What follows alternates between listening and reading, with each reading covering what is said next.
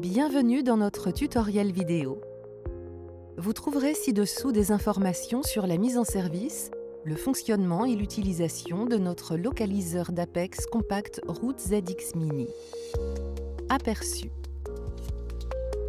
Localisation d'Apex, câble de mesure, fiche test, électrode buccale, porte-lime et manuel d'utilisation. Insertion des piles.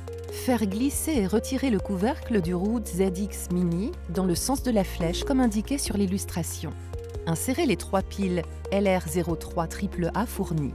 Remettre le couvercle en place jusqu'à ce que le compartiment à piles soit complètement fermé. Branchement du câble d'alimentation.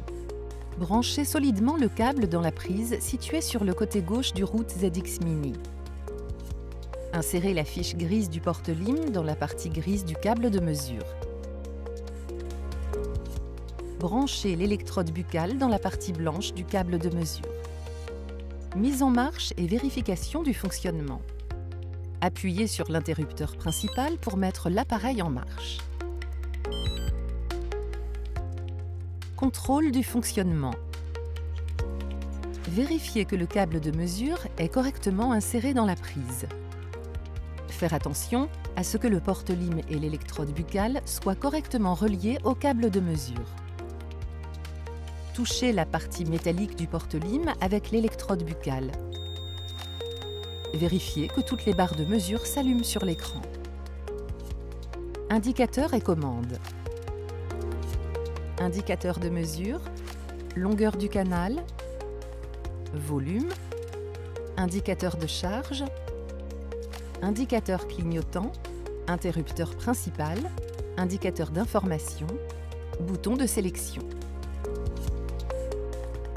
Indicateur de mesure. La position de la pointe de la lime est indiquée sur l'écran. Au début de la mesure, l'indicateur clignotant préréglé est activé. La valeur 0,5 sur l'échelle indique que la pointe de la lime se trouve dans ou près de l'apex.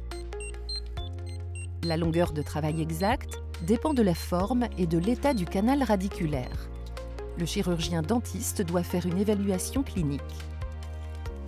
Les chiffres 1, 2 et 3 ne représentent pas la distance de l'apex en millimètres. Ces chiffres servent à estimer la longueur de travail du canal radiculaire.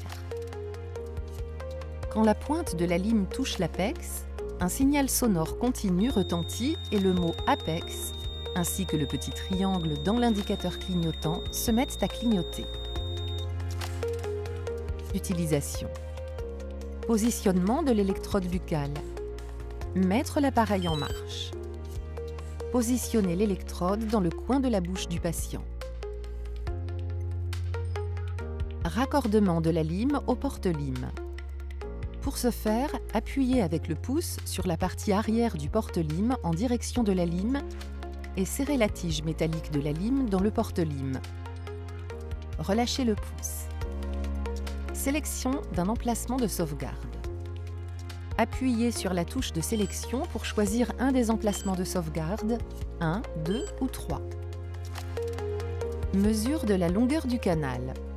Introduire la lime dans le canal radiculaire jusqu'à ce que l'indicateur clignote. Quand la position préréglée de l'indicateur clignotant est atteinte, un signal sonore retentit. Positionnez la butée en caoutchouc sur la surface de la dent et l'utilisez comme point de repère pour déterminer la longueur de travail du canal radiculaire. Utilisez la barre 0,5 de l'indicateur de mesure comme valeur indicative de la longueur de travail du canal radiculaire. Paramétrage. Réglage de l'indicateur clignotant. Choisir l'emplacement de sauvegarde souhaité en appuyant sur la touche de sélection. Sélectionnez l'indicateur clignotant enregistré. Appuyez sur la touche de sélection.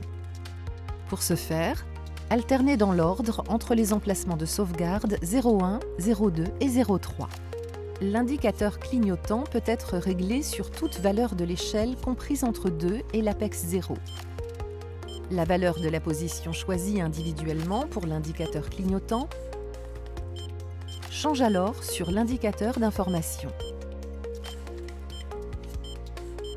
Faire attention à ce qu'aucune lime ne soit insérée. Maintenir l'interrupteur principal enfoncé tout en appuyant sur le bouton de sélection. En appuyant plusieurs fois sur le bouton de sélection, l'indicateur clignotant se déplace d'une barre à la fois en direction de l'apex.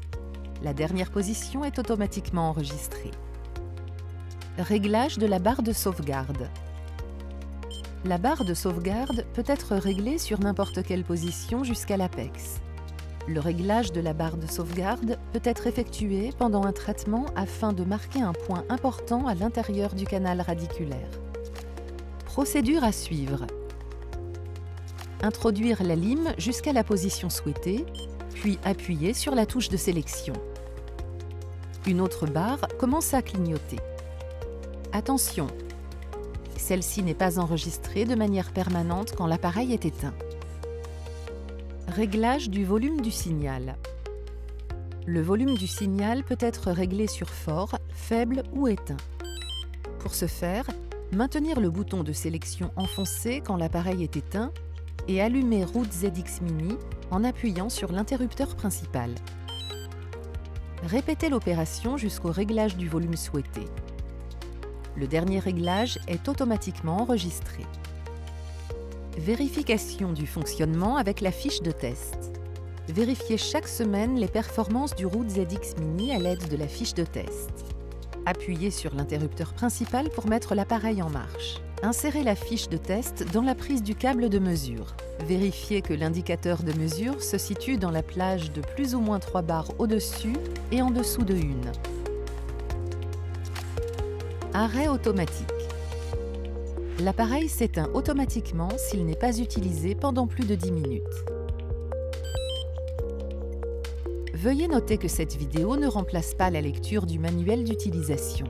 Celui-ci contient d'autres informations importantes concernant le fonctionnement, la maintenance, l'entretien ainsi que l'utilisation correcte de l'appareil.